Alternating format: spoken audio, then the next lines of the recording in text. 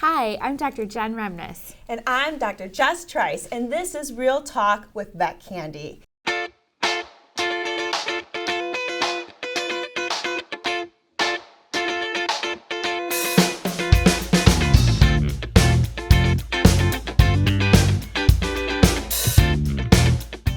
This show is brought to you by Veterinary. Hi, I am Keisha Brown, a New York-based practice manager, and I am here to tell you how to boost your practice's bottom line with this hidden profit hack. Among the many cost-cutting strategies, one stands out as a game changer: transitioning from national brands to Covetrus brands. This shift has the potential to yield substantial cost savings, up to 30%, on your essential supplies. Covetrus offers an extensive range of high-quality veterinary products, ranging from critical medications to vital surgical supplies, all at highly competitive prices. Let's illustrate this with a real-life example. By switching to Covetrus brand products, an average 3-doctor practice can save almost $4,000 annually on anti-inflammatories and antimicrobials. Furthermore, the transition to Covetrus brand needles, syringes, infusion therapy, and sutures can lead to an additional savings of about $5,100 per year. The cost savings can be strategically reinvested, whether it's for equipment upgrades, expanding services, or investing in comprehensive staff training programs. These savings aren't just numbers. They represent tangible resources that can fuel the growth and development of your clinic. So, adopting the Covetrus brand portfolio can save you up to $14,000 per year. And Covetrus makes it easy for you. To pinpoint your biggest savings areas, simply reach out to your Covetrus representative and request a personalized Covetrus brand savings report and help your practice thrive without compromise. So that's it for today. Thank you for listening to My Hidden Profit Hack. Follow us at MyVetCandy for more great tips. And with this show, we talk about real topics. With real friends, BFFs. Yay, BFFs. Awesome. Well, this topic that we're talking about is Healthy relationships within the workplace. This is such a big topic. It is. It's important too. Yeah. Important to discuss. It is. I feel like there's so much hush-hush in our industry. So I think just being able to have that open communication factor within your team is key. It's crucial. Healthy relationships are so crucial to the workplace. They really are. You need to have everybody on the same page, be able to talk to one another, and have that open door communication style amongst everyone. You really do. And I think a huge thing when it comes to communication is that approachability. Absolutely. That is huge, and I can tell you from personal experience with the approachability, I have worked in places with doctors where I had such a hard time approaching a doctor because if they're having a bad day, well, you get that intimidation factor. Yeah, you get scared. You don't want to talk to somebody if they're in a bad mood, and if they're known for having a negative type of personality, that kind of thing. And so it really makes it difficult if you have a question or if you have some kind of suggestion or some kind of feedback to actually approach that person. And I know I've worked in several hospitals where it was very difficult to do that. So I think it's so important to have that keenness to having a healthy hospital where there is that approachability factor. I think it's important to be relatable to your team members too. I mean, granted, we have different roles that make up the team, but it doesn't necessarily equate to a hierarchy system. Yeah. We have doctors, technicians, client service representatives, but guess what? We're all on the same team, and we should all kind of treat each other in the same fashion and just be able to talk to one another. We're all human. Again, it's a family here. And a lot of times too, we're a family. A lot of people, you talk with their hands. People are very expressive when you talk and things like that, and that's fine. But at the same time, you have to be able to be approachable. And I remember one of the best compliments I got was that they felt like they can come to you with anything, whether it was work, even personal stuff. And it's just that right there, it sets a tone to where you have a team members that are actually comfortable to be able to do that with you. So yeah, approachability is a huge thing. And then I think it's important to set clear boundaries too, because you don't want to be too far into the friend zone with team members, because there has to be, that established sense of, who's directing and who's giving tasks to do and making sure checklists are completed and so forth. But again, it's, good to remember we're all human and we all need to work together. And people think boundaries, just to piggyback off of that, is a negative term, but it really isn't. It's very healthy. It's healthy for yourself. Healthy boundaries. Yeah, it's healthy for yourself. It's healthy for the other team members, everything like that. So, yeah, creating that boundaries, creating that approachability, and then also, because then in turn, you are able to offer positive criticism, right? And feedback. Feedback is huge. That helps empower the team in the end. And at the same time, it allows the team members to be able to give that feedback, but also give their motivation. Like, we just had a team meeting not too long ago. And one of our wonderful technicians, he led the team meeting with a motivational speech to kind of build camaraderie and lift everybody's spirits. It's not always about the leaders of the hospital. Each person that works in your hospital has some type of specialty, their value, and it should be recognized.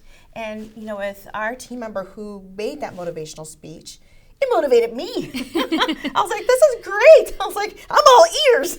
He's printing it and putting it on the fridge in the break room, which I think is such a great idea. When you have people like that, when they are comfortable to be able to talk to an entire team and be able to do things like that, that itself is empowering. That itself is just a very healthy way of having a great hospital. And so I'm just excited with what we have. Absolutely. So, yeah. Absolutely. We have to add in transparency as well. Yes. It's super, super important. I mean, nobody likes when you're beating around the bush. So be clear, be concise with your communication efforts, and just get to the point. I mean, that is so much more efficient. You can have those weekly check-ins with one another, and it really, really just helps us overall, just with team building skills. Yeah. Let's get into transparency. I mean, be clear cut, right? Yeah. Cut the BS. It's just easier. It's more efficient that way. Get to the bottom line. If you have, feedback to give to another team member, criticism, positive reinforcement. Yeah, it's just really helping along with the team members here. And when it comes to transparency, you really want to make sure that I was going to say that client, but the employee or whoever's working with you is that they are able to be open with you, because if not, it really creates a boundary. And what I mean by creating a boundary, they put up the walls. And when they put up the walls, they don't want to be able to be open and honest with you. And so when that happens, that creates a huge turnover. And you don't really want that. You want an environment to be a safe zone. You want them to be able to come to you with whatever issues they have, any problems, any suggestions, and be able to be open to do that. And we've been very, very blessed with the people that we've been working with. Absolutely. To be able to do these things. I feel like everybody accepts the critique too positively, because you do have, some individuals that, take that as a negative thing. I feel like everybody's very open to improve and whatever skills that they have, on the table. And I think that that's super, super important. If you're not going to take feedback, you're not going to grow. Yeah. You need that feedback in order to grow, in order to get those that growth into a strength, because everybody can definitely benefit from that. So I think that's really important to understand that it's not a negativity. It's a great thing. It's a positivity. We take our feedbacks. Like, it's so good that we're able to do that. Obviously there's different types of feedbacks. There's feedback versus opinions. And we take them all. But at the same time, we reflect on what that is given to us. Absolutely. And then we, discuss, and then we figure what is best for what our vision is. Does it align with our vision? Does it align with our morals and with our core values? And as long as you have that alignment, I really feel like it's unstoppable. And if it's respectfully delivered, that's important as well too. So. Yes. I think one really important thing about healthy relationships at work is really, it's the heart of a successful business. And when I bring up the heart of it, it really starts off from... I know who you're talking about. Is this our management team? Leaders. That is part of it. That's huge. Our leaders. Our leaders, seriously, could we not have picked a better management team? No, and I feel like so many people thought we were absolutely nuts for bringing in 3 managers. We do. But it worked. It does. They each offer so well. so many different qualities that when they come together, they're literally unstoppable. They have their wonderful strengths, from the hospital to getting things together to having the relationship with the technicians, and just honestly, we could not have picked a better management team, and we're so blessed with that. And so yes, the heart of that is our management team, because they really help keep our head stable and keep us, floating with everything else going on.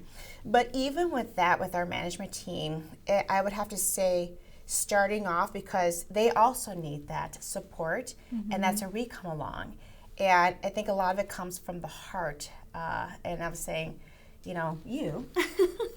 So, when it comes to that, you have one of the biggest hearts, and I just me? Yes. Oh, See, she's getting all sentimental over here. I'm talking about this girl over here.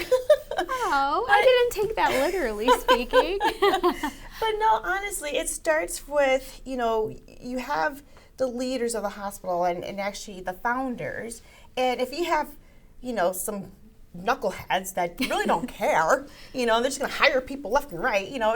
There's no core to that, and you have a passion and this, sincerity and this heart that comes with it. And I've seen you, and I've known you for, I'm not going to say how many years, but it's been a while. But I am older than her. But we go way back. Yes, totally way back. But I've just seen the heart that you have, the care, and when you walk into a room and the presence, you can't teach that to a leader. It's just naturally in you.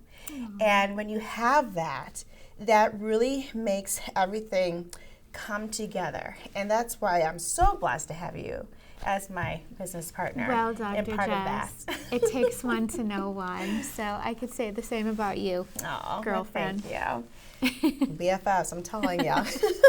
We're literally the same person. We really are. I think, and it all goes back to everything that you engraved into me as a veterinary student. So you truly have made me the veterinarian and founder that I am today.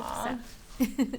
And I think it really does trickle off to what we have created here. When you come in here, every client comes in, and just the first thing they notice is the environment, how people are treated, how they're interacting with one another as well. It's such. It's not like, here, what's your name? What's your pet? Okay, let's go into the room. No, our technicians, our management team, they really get involved with each of our clients and their pets. They really want to know, how are you doing? How is this from the beginning to the end?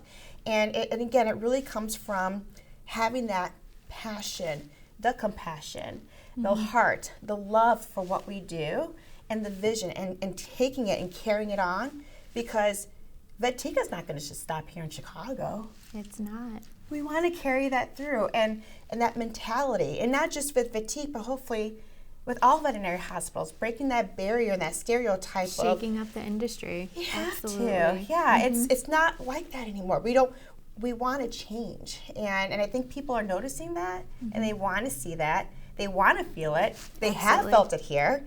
It starts here, and hopefully it's just a trickle out effect moving forward. So again, going back to healthy relationships at work, it really starts with the coreness of what you have developed. People, they have that feedback, they bounce that from each other. Because if Dr. Remnes is like, whatever, I'm going to go on my vacation and peace out, people. People are going to be like, what in the world? You're just going to leave it to us? It's just not. That's not how you sustain a successful business. Teamwork makes the dream work, baby. It really does. So thank you, Dr. Remnes, for your biggest hoot. Yes. Cheers to that. Cheers. So how do we handle negative conflicts within the workspace, Dr. Jess? Negativity is not fun. All right. It's not. And I'm going Obviously. to say we're super blessed because we actually haven't had to deal with this just yet with being open for about 4 months. Yeah, but reality check, you know it's coming. It's going to happen. There's no perfect environment. There's no perfect workplace. You know, there's always going to be some bumps in the road. Absolutely. And that's just the expectation. People butt heads, for sure. And that's okay. It's like a marriage. It's like a brother and sister. It's like, takes work. relationship. It takes work. There's nothing perfect about a relationship.